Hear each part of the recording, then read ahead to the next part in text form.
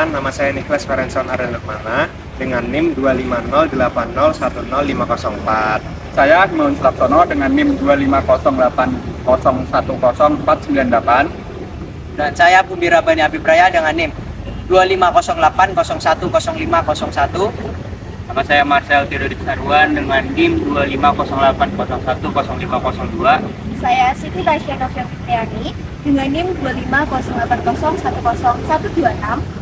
Saya Nisa Rizky Ramadhani Aska dengan NIM 25080101050. Nama saya Niken Ayu Arini Kusmaningrum dengan NIM 25080101493. Di sini kami akan menjelaskan dari tugas ilmu negara, yaitu menjelaskan dari negara Amerika Serikat.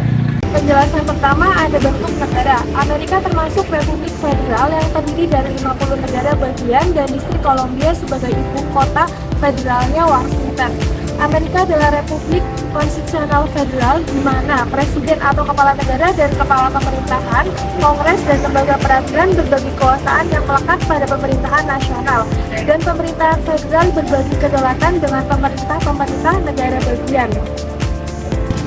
Selanjutnya, bentuk pemerintahan. Negara Amerika Serikat memiliki bentuk negara Republik Konstitusional Federal. Presiden sebagai kepala negara dan kepala pemerintahan dipilih langsung oleh rakyat melalui pemilihan umum. Sistem ini menjadikan Amerika Serikat sebuah republik demokratis di mana kekuasaan tertinggi dipegang oleh rakyat melalui wakil-wakil yang telah dipilih. Selanjutnya saya akan menjelaskan tentang sistem pemerintahan yang ada di Amerika. Sistem pemerintahan yang ada di Amerika adalah presidensial, yang dimana urusan pemerintahan maupun urusan residu dilakukan oleh presiden sebagai kepala negara sekaligus kepala pemerintahan. Presiden memegang kekuasaan eksekutif tertinggi yang terpisah dari lembaga legislatif dan yudikatif. Sistem ini juga menganut Republik Konstitusional Federal dengan prinsip checks and balance yang artinya saling mengawasi dan menyeimbanggi antara tiga cabang pemerintahan yaitu eksekutif, legislatif, dan yudikatif. Lembaga eksekutif di Amerika Serikat dijalankan oleh presiden, wakil presiden, dan kabinet yang ada di bawahnya yang sudah diatur dalam pasal 2 konstitusi. Presiden berperan sebagai kepala negara dan kepala pemerintahan dengan wewenang menjalankan undang-undang, mengangkat pejabat tinggi, memimpin angkatan bersenjata, membuat perjanjian internasional, mengeluarkan perintah eksekutif, menggunakan hak veto, serta memberi gerasi. Wakil presiden tugas untuk membantu presiden dan memimpin senat. Sedangkan kabinet membantu pelaksanaan kebijakan melalui berbagai departemen. Meskipun presiden memiliki kekuasaan yang luas, sistem checks and balance memastikan kekuasaan eksekutif tetap diawasi oleh Kongres dan Mahkamah Agung agar tidak terjadi penyalahgunaan wewenang. Kekuasaan legislatif di Amerika Serikat dijalankan oleh Kongres, yang merupakan badan legislatif dua kamar atau bikameral. Kongres terdiri dari dua lembaga, yaitu Senat dan Dewan Perwakilan Rakyat, atau House of Representatives. Senat mewakili negara bagian dengan 2 senator di setiap negara bagian.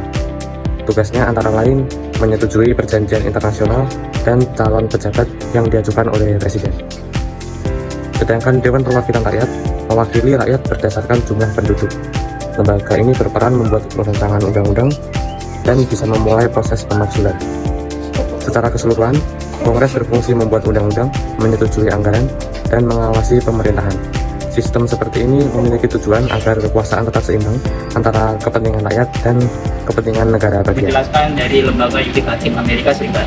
Yudikatif Amerika Serikat adalah cabang kekuasaan negara yang bertugas menafsirkan hukum dan konstitusi, serta memastikan semua cabang pemerintahan bekerja sesuai aturan hukum. Cabang ini diatur dalam pasal 3 Konstitusi Amerika Serikat dan berperan sebagai pengawas terhadap kekuasaan legislatif dan eksekutif. Struktur yudikatif terdiri dari Mahkamah Agung sebagai lembaga tertinggi yang memiliki 1 ketua Mahkamah Agung dan 8 hakim agung, pengadilan banding federal yang terbagi menjadi 13 sirkuit, serta pengadilan distrik federal yang berjumlah 94 pengadilan sebagai tingkat pertama. Fungsi utama yudikatif adalah menafsirkan hukum dan konstitusi, melakukan judicial review atau uji konstitusionalitas undang-undang, menyelesaikan berbagai sengketa hukum, serta menjaga prinsip checks and balance. Melalui prinsip ini, yudikatif dapat membatalkan undang-undang atau kebijakan pemerintah yang bertentangan dengan konstitusi, sehingga kekuasaan tidak disalahgunakan. Contoh kasus penting yang memperkuat peran yudikatif adalah Marbury v. Madison pada tahun 1803 yang menetapkan prinsip judicial review dan Brown and Board of Education yang mengakhiri segregasi rasial di sekolah. Secara keseluruhan, yudikatif Amerika Serikat berperan sebagai penjaga konstitusi, pelindung keadilan, serta penyeimbang bagi cabang kekuasaan yang lain. Sistem pemilihan di Indonesia dan di Amerika Serikat sudah berbeda. Hal ini didasari oleh perbedaan negara, yang mana kita ketahui bersama di Indonesia ini berbentuk negara kesatuan republik, sedangkan di Amerika Serikat negaranya adalah berbentuk federal. Hal ini dikutip dari laman resmi pemerintah Amerika Serikat. Negara tersebut memilih presiden dan wakil presiden menggunakan proses yang disebut Electoral College. Electoral College adalah serangkaian langkah yang melibatkan pemilihan, pertemuan, dan perhitungan suara oleh para pemilih. Setiap negara bagian memiliki sejumlah elektor yang setara dengan jumlah anggota Kongresnya, seperti DPR dan Senat.